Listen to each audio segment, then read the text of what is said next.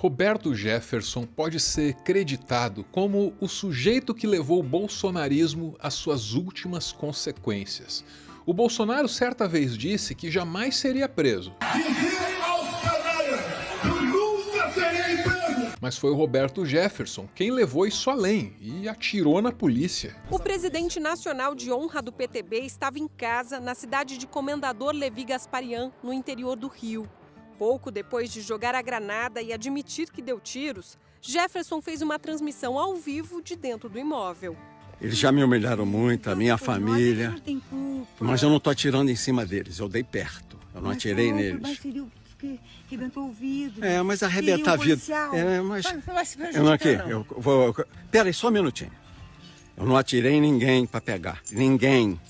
Bolsonaro, no auge do confronto com a Suprema Corte, chamou um ministro de canalha.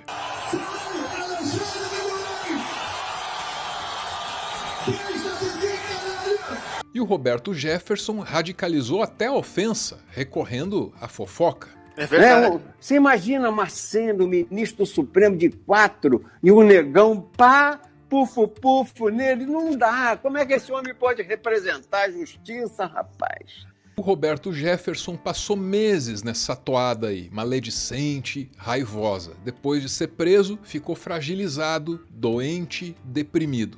Agora vai cumprir o resto da pena em casa. E o ex-deputado federal Roberto Jefferson já está em casa, no interior do Rio de Janeiro, cumprindo prisão domiciliar, segundo a defesa. Ele está proibido de deixar o Brasil, de dar entrevistas a qualquer meio de comunicação e não pode receber visitas, com exceção de advogados e familiares. Eu sou Árvore e esse é o meu textão sobre Roberto Jefferson. Liberdade, liberdade. Abra as asas sobre nós.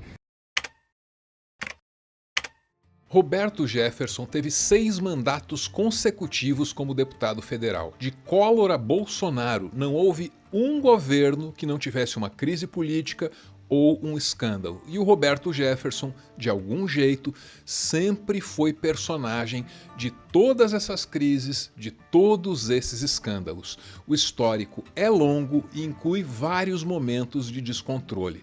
Nos arquivos do Centro de Pesquisa e Documentação de História Contemporânea da Fundação Getúlio Vargas tem um registro de novembro de 1985. Naquela ocasião, o Roberto Jefferson derrubou com um machado um painel que estava instalado na Cinelândia, no Rio de Janeiro.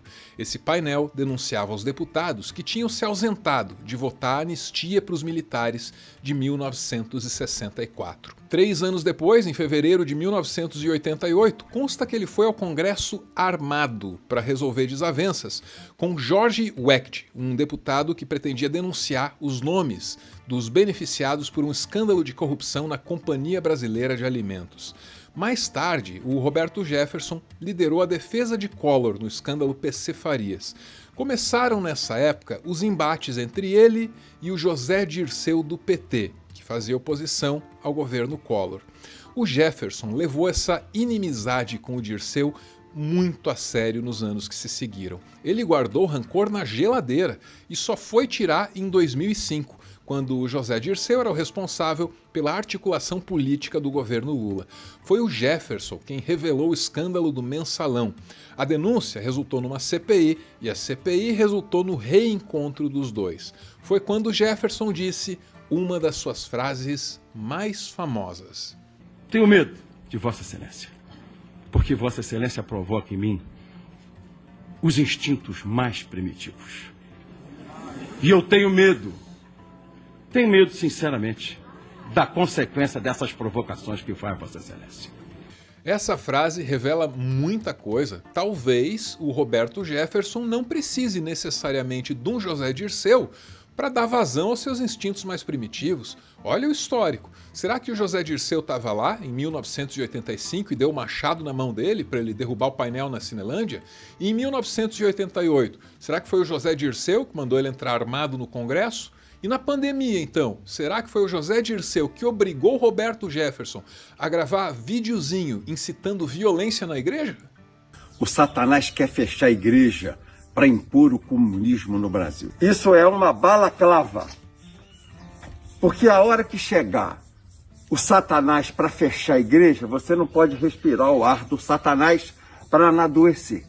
Então o Satanás vai chegar. Vocês fecham a porta da igreja e todo mundo de balaclava.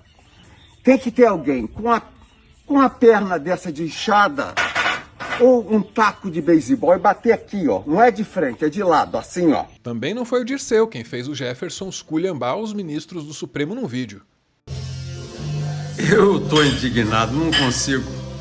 Fui rever o voto da Bruxa de Blair, da Carmen Lúcifer. Lembra mesmo aquelas prostitutas, aquelas vagabundas arrombadas, né? Aí que viram o cara e diz, ih, beizinho, no rabinho, cadê o rabinho? É a primeira vez. É a primeira vez. O José Dirceu pode ser responsabilizado por muita coisa, mas os instintos primitivos do Jefferson são responsabilidade do Jefferson.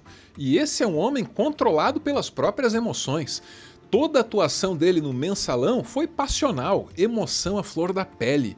Começou com a raiva que ele sentia do Dirceu, uma raiva pela qual ele pagou o preço, acabou cassado, perdeu toda a influência que ele tinha em Brasília.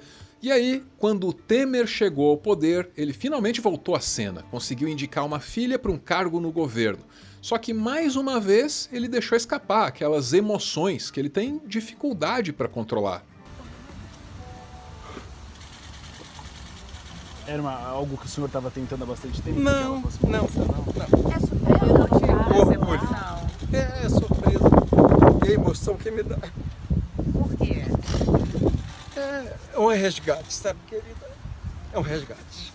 A política do Roberto Jefferson sempre foi emocionada demais, nunca soube se conter, ou nas palavras dele, nunca soube controlar aqueles instintos mais primitivos.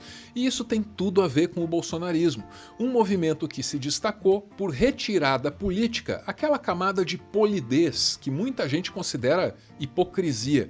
O bolsonarismo, desde o começo, também foi aí essa tentativa de encaixar os instintos mais primitivos no exercício da política. E o senhor utilizou em algum momento, deputado, o dinheiro que o senhor recebia de auxílio moradia para pagar esse primeiro apartamento? Como eu estava solteiro naquela época, esse dinheiro do auxílio moradia eu usava para comer gente. Está satisfeito agora ou não? Você está satisfeito agora? Estou satisfeito com a sua resposta. Não, porque essa resposta que você merece. Parecia que o bolsonarismo e Roberto Jefferson tinham sido feitos um para o outro. Nesse novo cenário político, muito mais selvagem, muito menos polido, o Jefferson parecia que estava liberado para ser tudo aquilo que ele sempre foi. Nós somos a retaguarda. E só por cima do nosso cadáver é quem vão implantar aqui um regime ateu marxista comunista. A verdade é que o bolsonarismo deu ao Roberto Jefferson a permissão que ele sempre quis para obedecer apenas aos seus instintos mais primitivos. E ele foi se acostumando com isso bem rápido. Seja o meu acusador Xandão, vestido de desonra, que a vergonha o cubra como um manto, Pai. Eu oro em desfavor do Xandão. Até que a Polícia Federal bateu na porta da casa dele e ele achou que era mais uma boa ocasião ali para liberar os instintos mais primitivos. Chegou a Polícia Federal aqui para me prender agora, ó. Não dá mais. Reagir, não vou me entregar. Só saio daqui morto. Chega. Cansei de ser humilhado. Na ação, 2 policiais ficaram feridos sem gravidade. Mesmo assim, foram levados ao hospital. E essa foi a ruína do Roberto Jefferson. O homem que radicalizou o bolsonarismo até um ponto em que nem o Bolsonaro poderia mais acompanhar. E agora, mais uma vez, o Janones mente e diz que o Roberto Jefferson era um dos coordenadores da campanha do presidente Bolsonaro. Nunca foi coordenador, até porque ele era pré-candidato, teve a candidatura indeferida ali. Ele era candidato contra o... Eu não tenho uma foto dele comigo. Não tem uma foto dele, não tem contato. Talvez o Roberto Jefferson não volte a tirar novas fotos com presidentes da República. Talvez nem ele, que sobreviveu a tantos escândalos ao longo da vida, consiga voltar a transitar pelos corredores dos palácios. E é normal que muitos de nós desejem isso para ele. Mas isso não significa que Jefferson deve ser esquecido. É sempre bom lembrar desse homem porque a história dele deixa uma lição que transcende a política. Não importa quem ou o que desperta em nós os instintos mais primitivos. Se os instintos são nossos, então nós somos os responsáveis por segurar a onda.